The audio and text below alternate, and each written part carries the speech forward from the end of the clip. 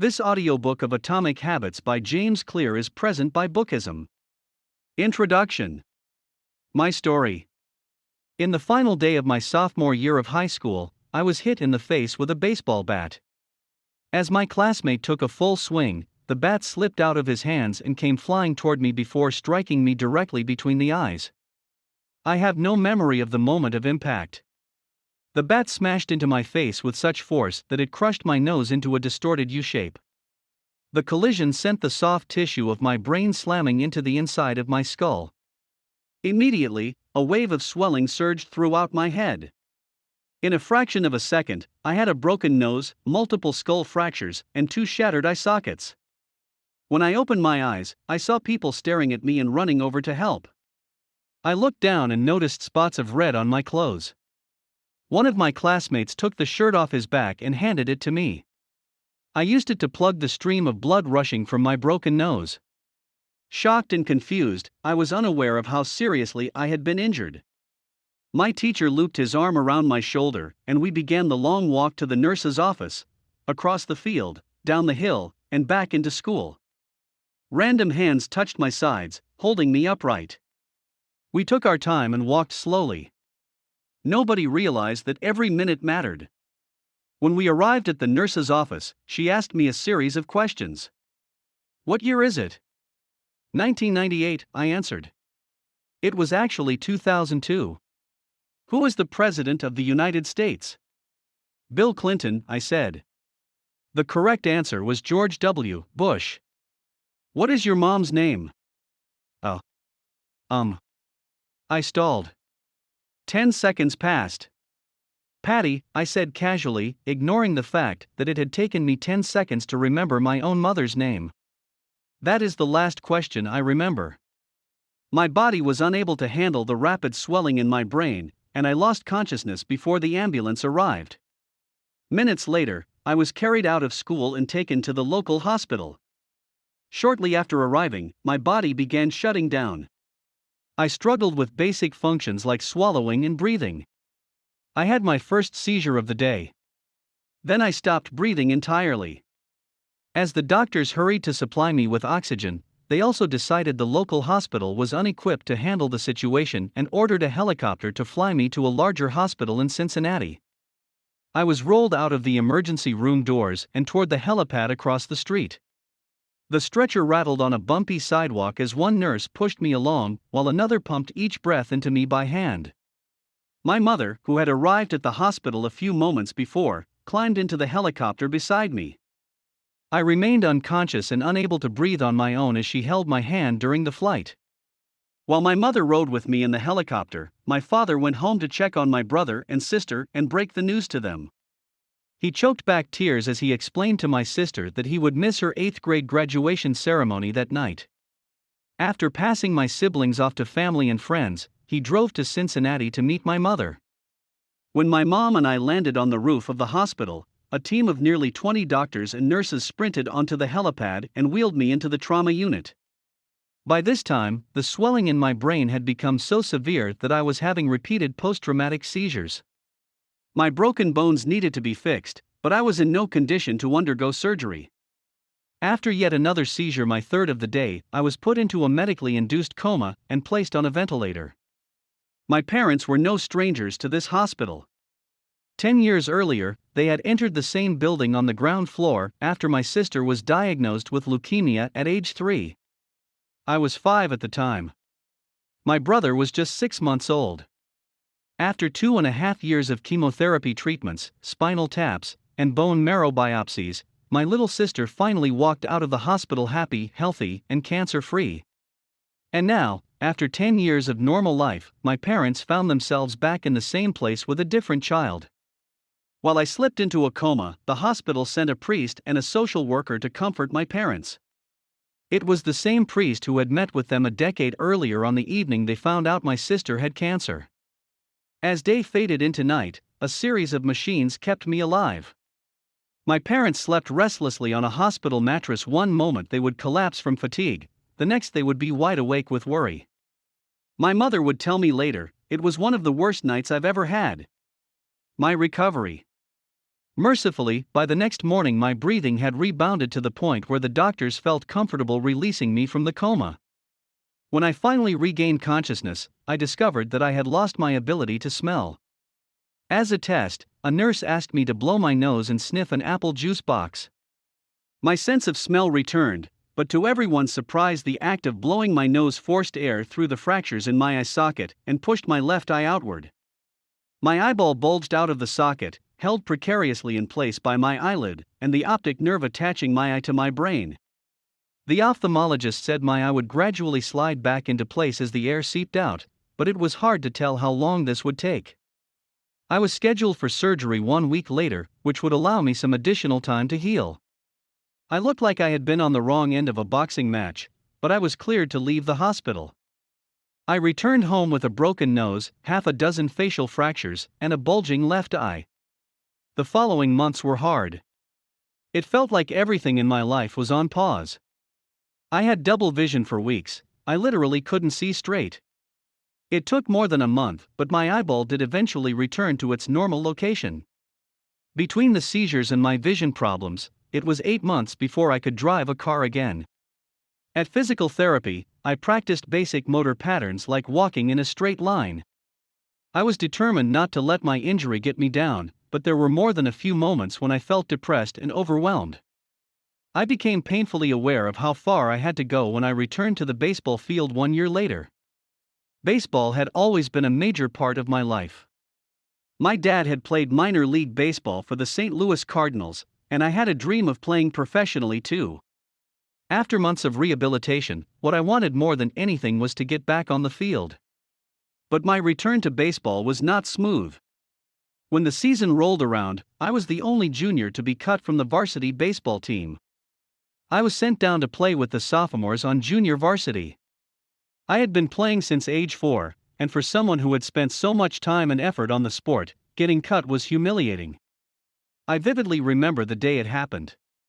I sat in my car and cried as I flipped through the radio, desperately searching for a song that would make me feel better.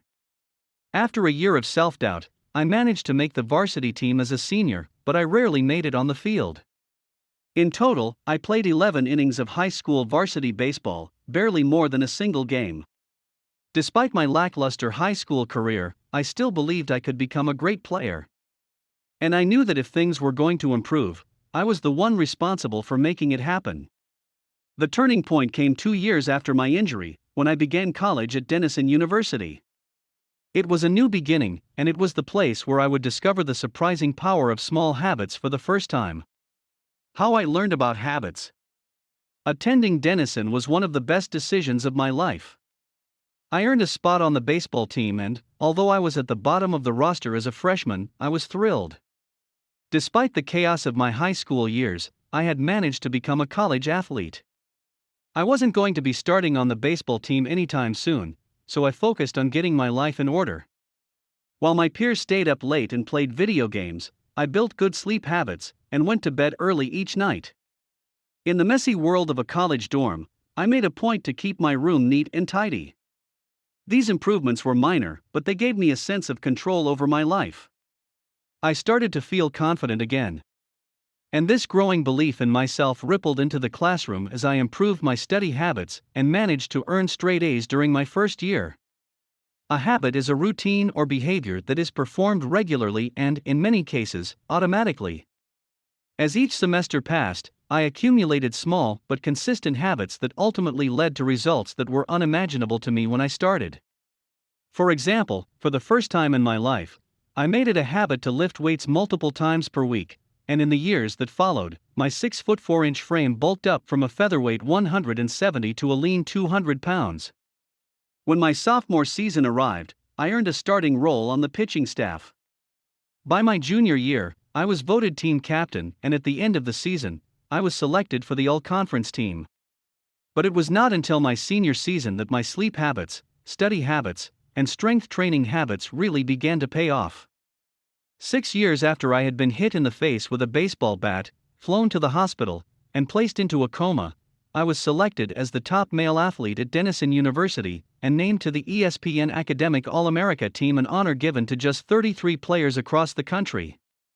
By the time I graduated, I was listed in the school record books in 8 different categories.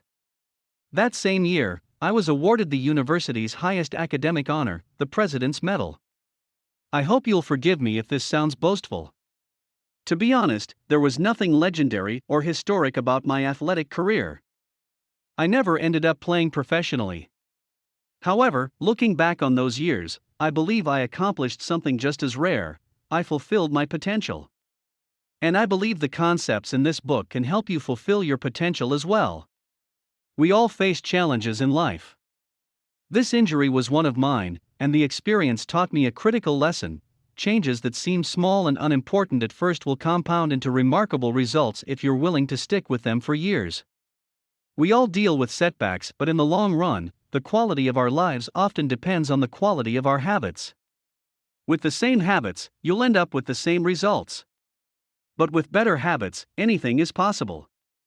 Maybe there are people who can achieve incredible success overnight. I don't know any of them, and I'm certainly not one of them. There wasn't one defining moment on my journey from medically induced coma to academic All-American. There were many. It was a gradual evolution, a long series of small wins and tiny breakthroughs. The only way I made progress, the only choice I had, was to start small. And I employed this same strategy a few years later when I started my own business and began working on this book. How and why I wrote this book. In November 2012, I began publishing articles at jamesclear.com. For years, I had been keeping notes about my personal experiments with habits, and I was finally ready to share some of them publicly. I began by publishing a new article every Monday and Thursday. Within a few months, this simple writing habit led to my first 1,000 email subscribers, and by the end of 2013 that number had grown to more than 30,000 people. In 2014, my email list expanded to over 100,000 subscribers, which made it one of the fastest growing newsletters on the internet. I had felt like an imposter when I began writing 2 years earlier, but now I was becoming known as an expert on habits, a new label that excited me, but also felt uncomfortable. I had never considered myself a master of the topic, but rather someone who was experimenting alongside my readers. In 2015, I reached 200,000 email subscribers and signed a book deal with Penguin Random House to begin writing the book you are reading now. As my audience grew, so did my business opportunities.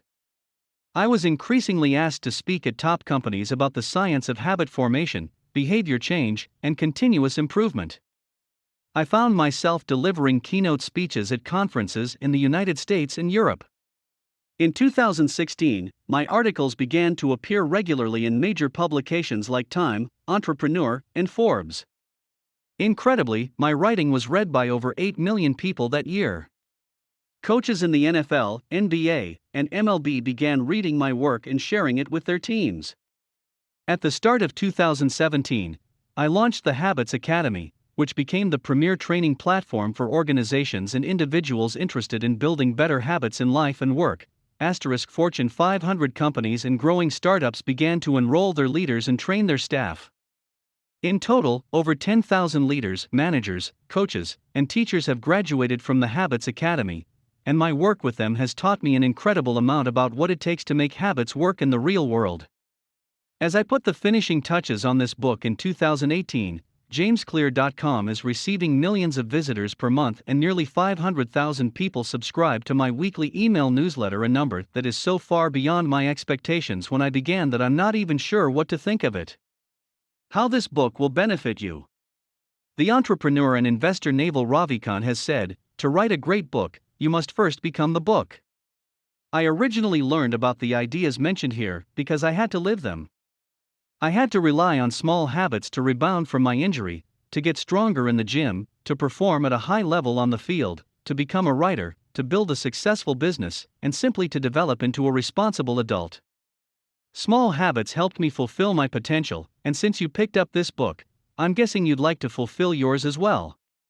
In the pages that follow, I will share a step-by-step plan for building better habits, not for days or weeks, but for a lifetime. While science supports everything I've written, this book is not an academic research paper, it's an operating manual. You'll find wisdom and practical advice front and center as I explain the science of how to create and change your habits in a way that is easy to understand and apply. The fields I draw on biology, neuroscience, philosophy, psychology, and more have been around for many years. What I offer you is a synthesis of the best ideas smart people figured out a long time ago, as well as the most compelling discoveries scientists have made recently. My contribution, I hope, is to find the ideas that matter most and connect them in a way that is highly actionable. Anything wise in these pages you should credit to the many experts who preceded me. Anything foolish, assume it is my error. The backbone of this book is my 4-step model of habits: cue, craving, response, and reward, and the 4 laws of behavior change that evolve out of these steps.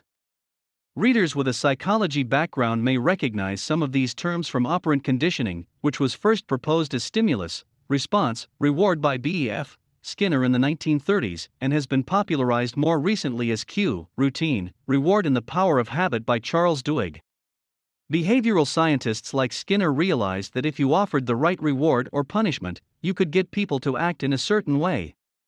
But while Skinner's model did an excellent job of explaining how external stimuli influenced our habits, it lacked a good explanation for how our thoughts, feelings, and beliefs impact our behavior. Internal states, our moods and emotions matter too.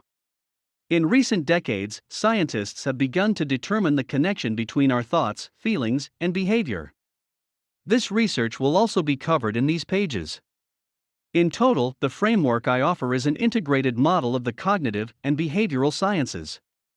I believe it is one of the first models of human behavior to accurately account for both the influence of external stimuli and internal emotions on our habits. While some of the language may be familiar, I am confident that the details and the applications of the 4 laws of behavior change will offer a new way to think about your habits. Human behavior is always changing, situation to situation, moment to moment, second to second. But this book is about what doesn't change. It's about the fundamentals of human behavior. The lasting principles you can rely on year after year. The ideas you can build a business around, build a family around, build a life around. There is no one right way to create better habits, but this book describes the best way I know, an approach that will be effective regardless of where you start or what you're trying to change. The strategies I cover will be relevant to anyone looking for a step-by-step system for improvement, whether your goals center on health, money, productivity, relationships, or all of the above. As long as human behavior is involved, this book will be your guide. The surprising power of atomic habits. The fate of British cycling changed one day in 2003. The organization, which was the governing body for professional cycling in Great Britain, had recently hired Dave Brailsford as its new performance director. At the time, professional cyclists in Great Britain had endured nearly 100 years of mediocrity. Since 1908, British riders had won just a single gold medal at the Olympic Games, and they had fared even worse in cycling's biggest race, the Tour de France. In 110 years, no British cyclist had ever won the event. In fact, the performance of British riders had been so underwhelming that one of the top bike manufacturers in Europe refused to sell bikes to the team because they were afraid that it would hurt sales if other professionals saw the Brits using their gear. Brailsford had been hired to put British cycling on a new trajectory. What made him different from previous coaches was his relentless commitment to a strategy that he referred to as the aggregation of marginal gains, which was the philosophy of searching for a tiny margin of improvement in everything you do. Brailsford said, the whole principle came from the idea that if you broke down everything you could think of that goes into riding a bike, and then improve it by 1%, you will get a significant increase when you put them all together. Brailsford and his coaches began by making small adjustments you might expect from a professional cycling team. They redesigned the bike seats to make them more comfortable and rubbed alcohol on the tires for a better grip. They asked riders to wear electrically heated overshorts to maintain ideal muscle temperature while riding, and used biofeedback sensors to monitor how each athlete responded to a particular workout. The team tested various fabrics in a wind tunnel and had their outdoor riders switch to indoor racing suits, which proved to be lighter and more aerodynamic. But they didn't stop there. Brailsford and his team continued to find 1% improvements in overlooked and unexpected areas. They tested different types of massage gels to see which one led to the fastest muscle recovery. They hired a surgeon to teach each rider the best way to wash their hands to reduce the chances of catching a cold. They determined the type of pillow and mattress that led to the best night's sleep for each rider. They even painted the inside of the team truck white, which helped them spot little bits of dust that would normally slip by unnoticed, but could degrade the performance of the finely tuned bikes. As these and hundreds of other small improvements accumulated, the results came faster than anyone could have imagined. Just 5 years after Brailsford took over, the British cycling team dominated the road and track cycling events at the 2008 Olympic Games in Beijing, where they won an astounding 60% of the gold medals available. 4 years later, when the Olympic Games came to London, the Brits raised the bar as they set 9 Olympic records and 7 world records. That same year, Bradley Wiggins became the first British cyclist to win the Tour de France. The next year, his teammate Chris Froome won the race, and he would go on to win again in 2015, 2016, and 2017, giving the British team 5 Tour de France victories in 6 years. During the 10-year span from 2007 to 2017, British cyclists won 178 World Championships and 66 Olympic or Paralympic gold medals and captured 5 Tour de France victories in what is widely regarded as the most successful run in cycling history. How does this happen? How does a team of previously ordinary athletes transform into world champions with tiny changes that, at first glance, would seem to make a modest difference at best? Why do small improvements accumulate into such remarkable results, and how can you replicate this approach in your own life? Why small habits make a big difference? It is so easy to overestimate the importance of one defining moment and underestimate the value of making small improvements on a daily basis. Too often, we convince ourselves that massive success requires massive action. Whether it is losing weight, building a business, writing a book, winning a championship, or achieving any other goal, we put pressure on ourselves to make some earth-shattering improvement that everyone will talk about. Meanwhile, improving by 1% isn't particularly notable. Sometimes it isn't even noticeable, but it can be far more meaningful, especially in the long run. The difference a tiny improvement can make over time is astounding. Here's how the math works out. If you can get 1% better each day for 1 year, you'll end up 37 times better by the time you're done. Conversely, if you get 1% worse each day for 1 year, you'll decline nearly down to 0. What starts as a small win or a minor setback accumulates into something much more. 1% better every day. 1% worse every day for 1 year. 0.99365 is equal to 0.03. 0.1% better every day for 1 year. 1.01365 is equal to 37.78. Figure 1. The effects of small habits compound over time. For example, if you can get just 1% better each day, you'll end up with results that are nearly 37 times better after 1 year. Habits are the compound interest of self-improvement. The same way that money multiplies through compound interest, the effects of your habits multiply as you repeat them. They seem to make little difference on any given day, and yet the impact they deliver over the months and years can be enormous. It is only when looking back 2, 5, or perhaps 10 years later that the value of good habits and the cost of bad ones become strikingly apparent. This can be a difficult concept to appreciate in daily life. We often dismiss small changes because they don't seem to matter very much in the moment. If you save a little money now, you're still not a millionaire. If you go to the gym 3 days in a row, you're still out of shape. If you study Mandarin for an hour tonight, you still haven't learned the language. We make a few changes, but the results never seem to come quickly, and so we slide back into our previous routines. Unfortunately, the slow pace of transformation also makes it easy to let a bad habit slide. If you eat an unhealthy meal today, the scale doesn't move much. If you work late tonight and ignore your family, they will forgive you. If you procrastinate and put your project off until tomorrow, there will usually be time to finish it later. A single decision is easy to dismiss. But when we repeat 1% errors, day after day, by replicating poor decisions, duplicating tiny mistakes, and rationalizing little excuses, our small choices compound into toxic results. It's the accumulation of many missteps, a 1% decline here and there, that eventually leads to a problem. The impact created by a change in your habits is similar to the effect of shifting the route of an airplane by just a few degrees. Imagine you are flying from Los Angeles to New York City. If a pilot leaving from LAX adjusts the heading just 3.5 degrees south, you will land in Washington, D.C., instead of New York.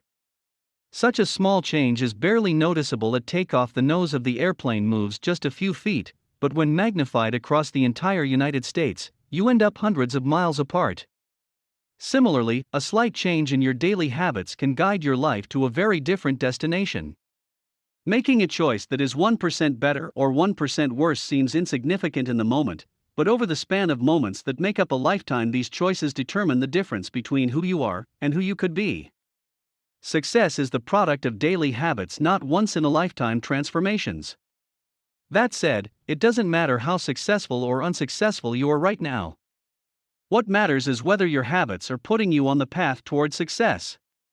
You should be far more concerned with your current trajectory than with your current results. If you're a millionaire but you spend more than you earn each month, then you're on a bad trajectory. If your spending habits don't change, it's not going to end well.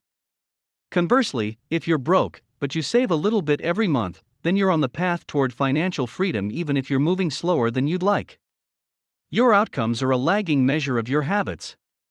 Your net worth is a lagging measure of your financial habits. Your weight is a lagging measure of your eating habits. Your knowledge is a lagging measure of your learning habits. Your clutter is a lagging measure of your cleaning habits. You get what you repeat. If you want to predict where you'll end up in life, all you have to do is follow the curve of tiny gains or tiny losses, and see how your daily choices will compound 10 or 20 years down the line.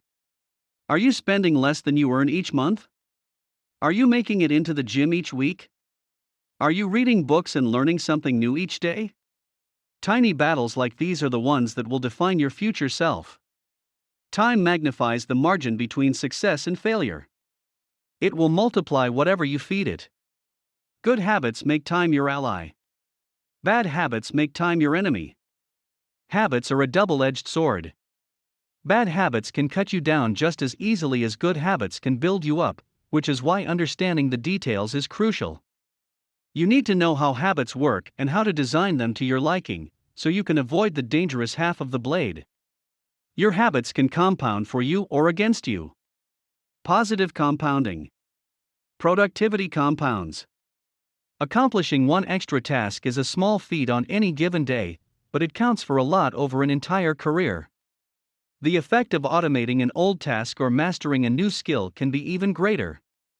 The more tasks you can handle without thinking, the more your brain is free to focus on other areas. Knowledge compounds.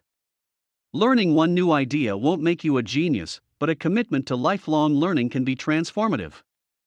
Furthermore, each book you read not only teaches you something new, but also opens up different ways of thinking about old ideas. As Warren Buffett says, that's how knowledge works. It builds up, like compound interest. Relationships compound. People reflect your behavior back to you. The more you help others, the more others want to help you. Being a little bit nicer in each interaction can result in a network of broad and strong connections over time. Negative compounding. Stress compounds. The frustration of a traffic jam. The weight of parenting responsibilities. The worry of making ends meet. The strain of slightly high blood pressure. By themselves, these common causes of stress are manageable. But when they persist for years, little stresses compound into serious health issues. Negative thoughts compound. The more you think of yourself as worthless, stupid, or ugly, the more you condition yourself to interpret life that way. You get trapped in a thought loop. The same is true for how you think about others. Once you fall into the habit of seeing people as angry, unjust, or selfish, you see those kind of people everywhere. Outrage compounds. Riots, protests, and mass movements are rarely the result of a single event. Instead, a long series of microaggressions and daily aggravations slowly multiply until one event tips the scales and outrage spreads like wildfire. What progress is really like? Imagine that you have an ice cube sitting on the table in front of you. The room is cold, and you can see your breath. It is currently 25 degrees. Ever so slowly, the room begins to heat up. 26 degrees. 27. 28. The ice cube is still sitting on the table in front of you. 29 degrees. 30. 31. Still, nothing has happened. Then, 32 degrees. The ice begins to melt. A 1-degree shift, seemingly no different from the temperature increases before it, has unlocked a huge change. Breakthrough moments are often the result of many previous actions, which build up the potential required to unleash a major change. This pattern shows up everywhere. Cancer spends 80% of its life undetectable, then takes over the body in months. Bamboo can barely be seen for the first 5 years as it builds extensive root systems underground before exploding 90 feet into the air within 6 weeks. Similarly, habits often appear to make no difference until you cross a critical threshold and unlock a new level of performance. In the early and middle stages of any quest, there is often a valley of disappointment. You expect to make progress in a linear fashion, and it's frustrating how ineffective changes can seem during the first days, weeks, and even months. It doesn't feel like you are going anywhere. It's a hallmark of any compounding process. The most powerful outcomes are delayed. This is one of the core reasons why it is so hard to build habits that last. People make a few small changes, fail to see a tangible result, and decide to stop. You think, I've been running every day for a month, so why can't I see any change in my body? Once this kind of thinking takes over, it's easy to let good habits fall by the wayside. But in order to make a meaningful difference, habits need to persist long enough to break through this plateau, what I call the plateau of latent potential. If you find yourself struggling to build a good habit or break a bad one, it is not because you have lost your ability to improve. It is often because you have not yet crossed the plateau of latent potential. Complaining about not achieving success despite working hard is like complaining about an ice cube not melting when you heated it from 25 to 31 degrees. Your work was not wasted, it is just being stored. All the action happens at 32 degrees. When you finally break through the plateau of latent potential, people will call it an overnight success. The outside world only sees the most dramatic event rather than all that preceded it. But you know that it's the work you did long ago when it seemed that you weren't making any progress that makes the jump today possible. It is the human equivalent of geological pressure. Two tectonic plates can grind against one another for millions of years, the tension slowly building all the while. Then, one day, they rub each other once again, in the same fashion they have for ages, but this time the tension is too great. An earthquake erupts. Change can take years before it happens all at once. Mastery requires patience. The San Antonio Spurs, one of the most successful teams in NBA history, have a quote from social reformer Jacob Riis hanging in their locker room: "When nothing seems to help, I go and look at a stonecutter hammering away at his rock, perhaps 100 times without as much as a crack showing in it. Yet at the 101st blow it will split in two, and I know it was not that last blow that did it, but all that had gone before." The plateau of latent potential. Figure 2, we often expect progress to be linear. At the very least, we hope it will come quickly. In reality, the results of our efforts are often delayed. It is not until months or years later that we realize the true value of the previous work we have done. This can result in a valley of disappointment where people feel discouraged after putting in weeks or months of hard work without experiencing any results. However, this work was not wasted. It was simply being stored. It is not until much later that the full value of previous efforts is revealed. All big things come from small beginnings. The seed of every habit is a single, tiny decision. But as that decision is repeated, a habit sprouts and grows stronger. Roots entrench themselves and branches grow. The task of breaking a bad habit is like uprooting a powerful oak within us. And the task of building a good habit is like cultivating a delicate flower one day at a time. But what determines whether we stick with a habit long enough to survive the plateau of latent potential and break through to the other side? What is it that causes some people to slide into unwanted habits and enables others to enjoy the compounding effects of good ones? Forget about goals, focus on systems instead. Prevailing wisdom claims that the best way to achieve what we want in life, getting into better shape, building a successful business, relaxing more and worrying less, spending more time with friends and family, is to set specific, actionable goals. For many years, this was how I approached my habits too.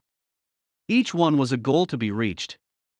I set goals for the grades I wanted to get in school, for the weights I wanted to lift in the gym, for the profits I wanted to earn in business.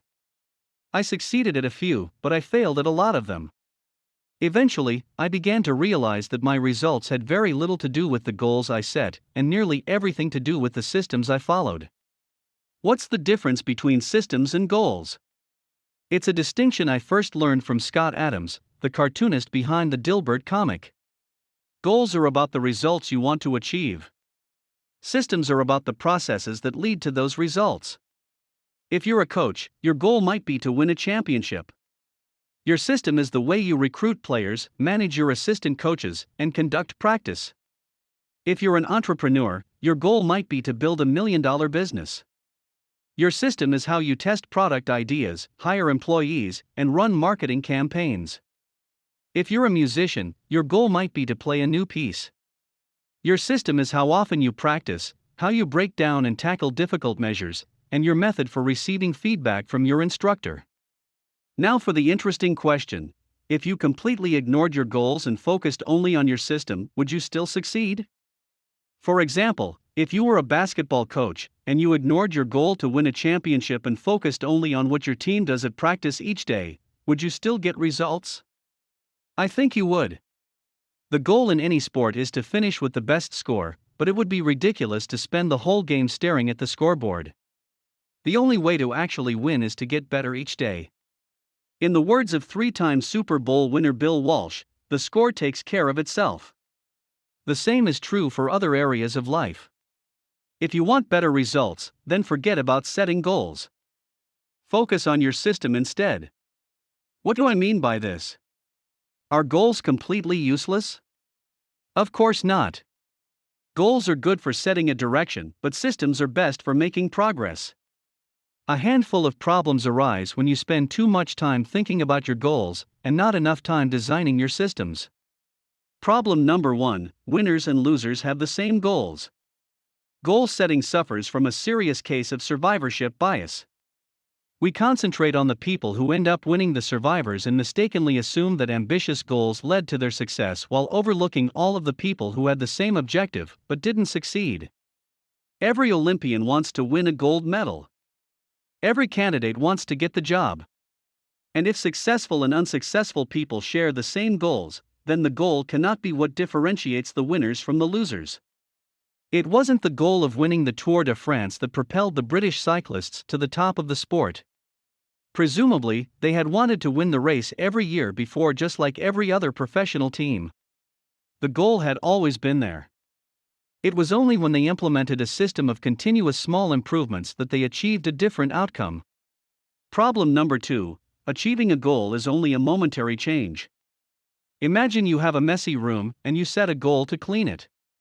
If you summon the energy to tidy up, then you will have a clean room for now. But if you maintain the same sloppy, pack-rat habits that led to a messy room in the first place, soon you'll be looking at a new pile of clutter and hoping for another burst of motivation. You're left chasing the same outcome because you never changed the system behind it. You treated a symptom without addressing the cause. Achieving a goal only changes your life for the moment. That's the counterintuitive thing about improvement.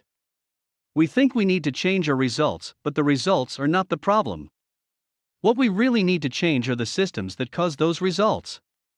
When you solve problems at the results level, you only solve them temporarily. In order to improve for good, you need to solve problems at the systems level. Fix the inputs and the outputs will fix themselves. Problem number 3: goals restrict your happiness. The implicit assumption behind any goal is this: Once I reach my goal, then I'll be happy. The problem with a goals first mentality is that you're continually putting happiness off until the next milestone. I've slipped into this trap so many times I've lost count. For years, happiness was always something for my future self to enjoy. I promised myself that once I gained 20 pounds of muscle, or after my business was featured in the New York Times, then I could finally relax. Furthermore, goals create an either-or conflict. Either you achieve your goal and are successful, or you fail and you are a disappointment. You mentally box yourself into a narrow version of happiness. This is misguided. It is unlikely that your actual path through life will match the exact journey you had in mind when you set out. It makes no sense to restrict your satisfaction to one scenario when there are many paths to success. A systems-first mentality provides the antidote. When you fall in love with the process rather than the product, you don't have to wait to give yourself permission to be happy. You can be satisfied anytime your system is running. And a system can be successful in many different forms, not just the one you first envision.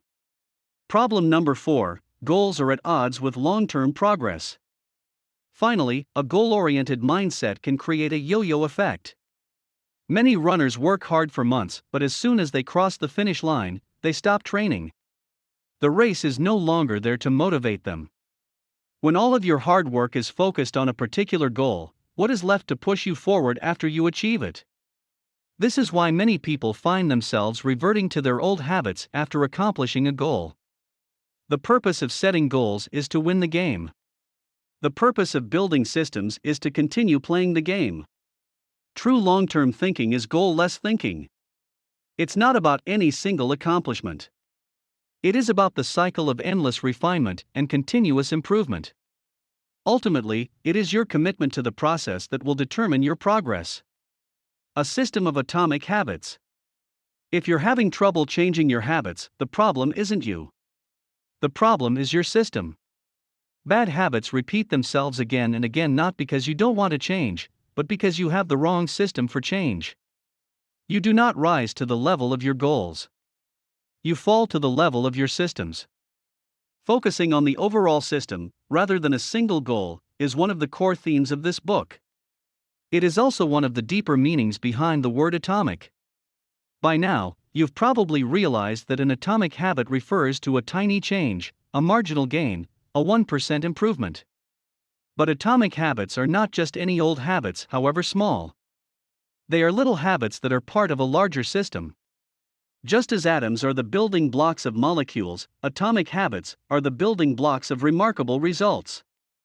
Habits are like the atoms of our lives. Each one is a fundamental unit that contributes to your overall improvement. At first, these tiny routines seem insignificant, but soon they build on each other and fuel bigger wins that multiply to a degree that far outweighs the cost of their initial investment. They are both small and mighty. This is the meaning of the phrase atomic habits, a regular practice or routine that is not only small and easy to do, but also the source of incredible power, a component of the system of compound growth. Chapter Summary. Habits are the compound interest of self-improvement. Getting 1% better every day counts for a lot in the long run. Habits are a double-edged sword. They can work for you or against you, which is why understanding the details is essential. Small changes often appear to make no difference until you cross a critical threshold. The most powerful outcomes of any compounding process are delayed. You need to be patient. An atomic habit is a little habit that is part of a larger system. Just as atoms are the building blocks of molecules, atomic habits are the building blocks of remarkable results. If you want better results, then forget about setting goals. Focus on your system instead. You do not rise to the level of your goals. You fall to the level of your systems.